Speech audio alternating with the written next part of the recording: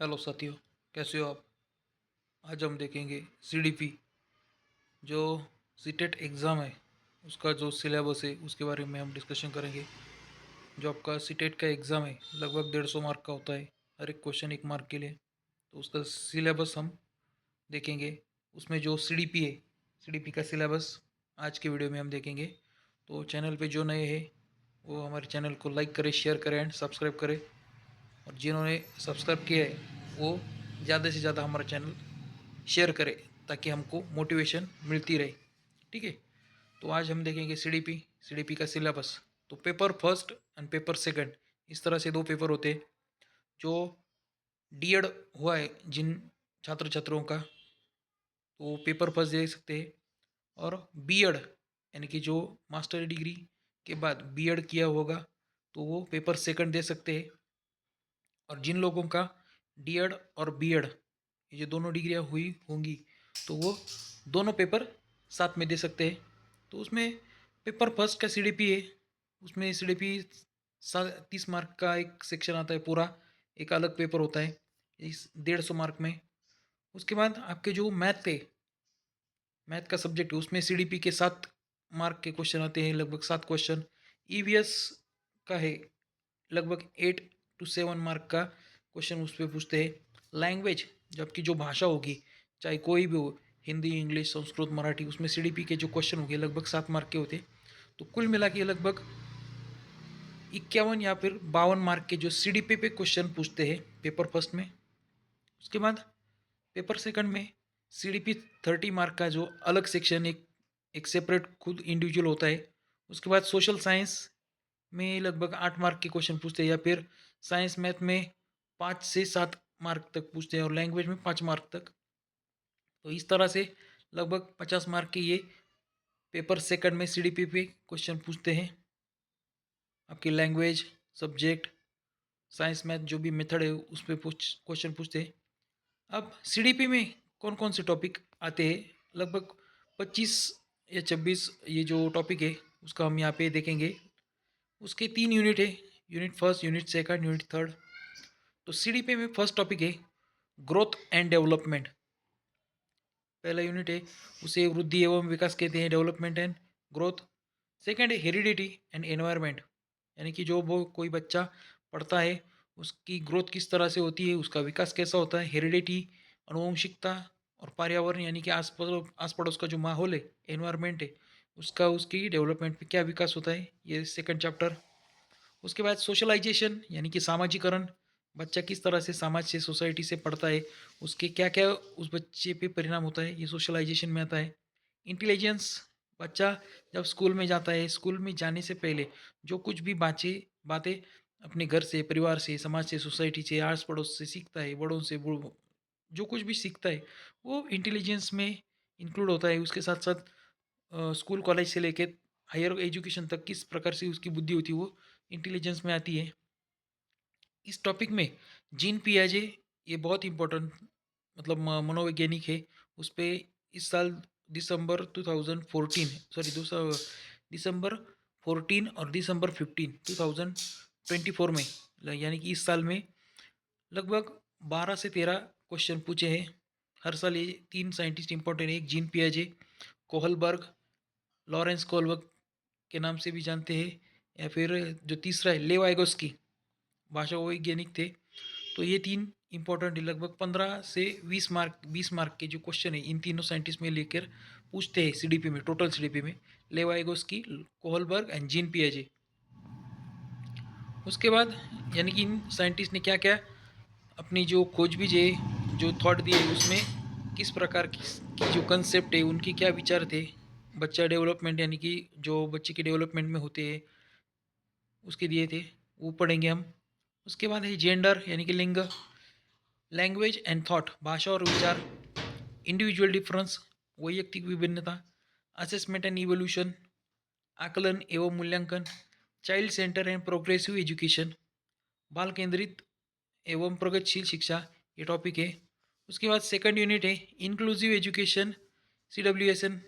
उसमें जो government of India के डिफरेंट टाइप के बच्चों को एजुकेशन में हेल्प करने वाली जो कुछ भी एक्ट यानी कि कायदा है जिसकी बच्चों को ज़रूरत होती है, या फिर जो कुछ भी राइट्स है बच्चों के एजुकेशन में, वो इसमें अंतर्भाव आते हैं।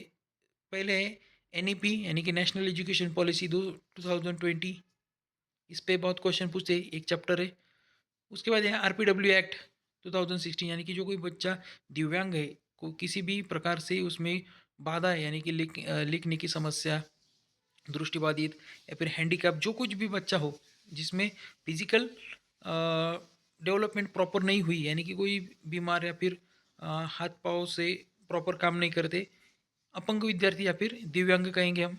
उसके बाद है एनसीएफ नेशनल करिकुलम 2005, इसके है, यानी कि जिस तरह से कक्षा पहले से फर्स्ट से एट तक हर एक बच्चे को उसकी जो एजुकेशन वो उसकी मातृभाषा से और कंपलसरी देनी चाहिए।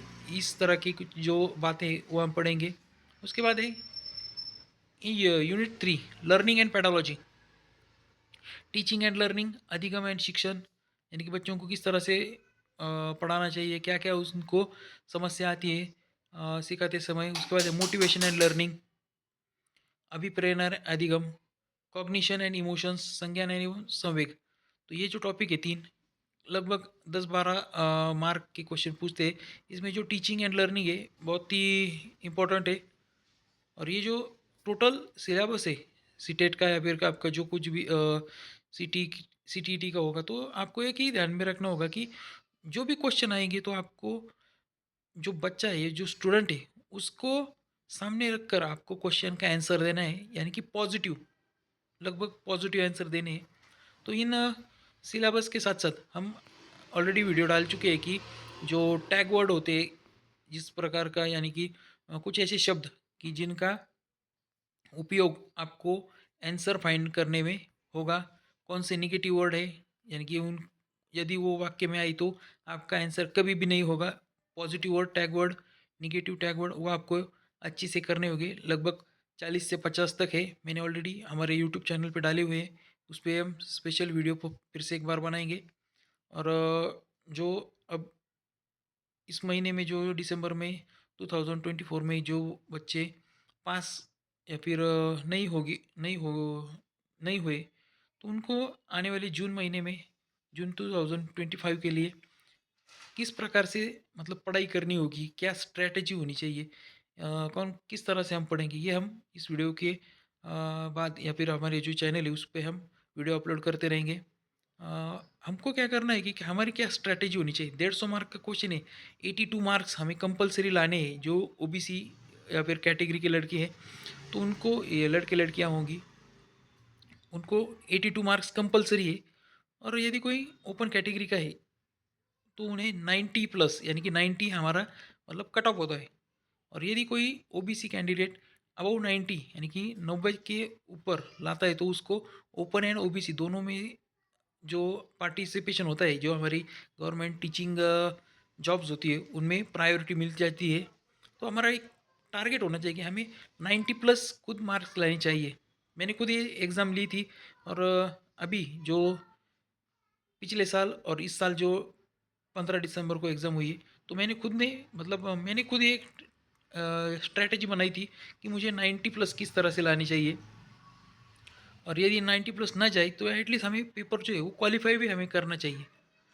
तो हमारा फर्स्ट टारगेट होगा कि पेपर हाउ टू क्वालिफाई, क्योंकि क्या होता है बहुत सारे बच्चों को 82 के नज़दीक जाते हैं, 81, 78, 79, एक या दो मार्क्स से उनका पेपर रह जाता है। वो बहुत दुखदायी होता है।